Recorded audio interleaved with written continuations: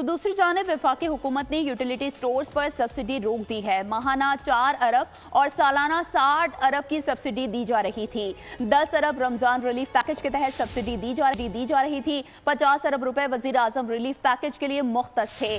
BISP और आम सार्फिन के लिए अशिया के यकसा नर्ख होंगे, जबकि हुकूमत सब्सिडी के तरीक़ेकार को बेहतर बनाने पर काम कर रही है। मजीद तफसीलात जानेंगे उमर हयात खान से। उमर, आगाह कीजिएगा।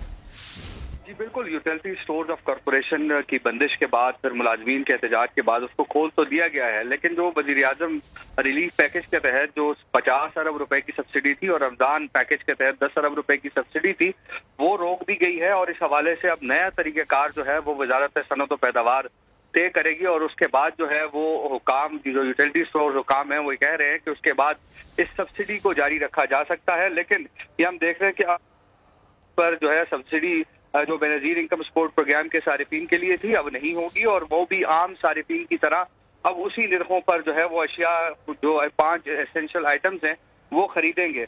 और इसके अलावा कॉरपोरेशन को जो है वो सेल बढ़ाने का और नुकसान वाले स्टोर्स बंद करने का टास्क दिया गया है। यूटिलिटी स्टोर्स पर सब्सिडी बहाल करने का फैसला अब वफाकी हुकूमत ने करना है और सब्सिडी के अमल को मजीद शफाफ बनाने के लिए मुख्तलिफ ऑप्शन पर भी काम किया जा रहा है। हुकाम ये कह रहे हैं कि कॉरपोरेशन ने मुख्तलिफ ब्रांड्स की 700 से ज्यादा अशिया की कीमतों में भी कमी की है और मकामी फ्लोर मिल से खरीदारी के बाद आटे की जो फराहमी है वो भी यकीनी बनाई जाएगी। जी ठीक है, उमर हयात खान तफसीलन आगाह कर रहे थे, आपका बहुत शुक्रिया।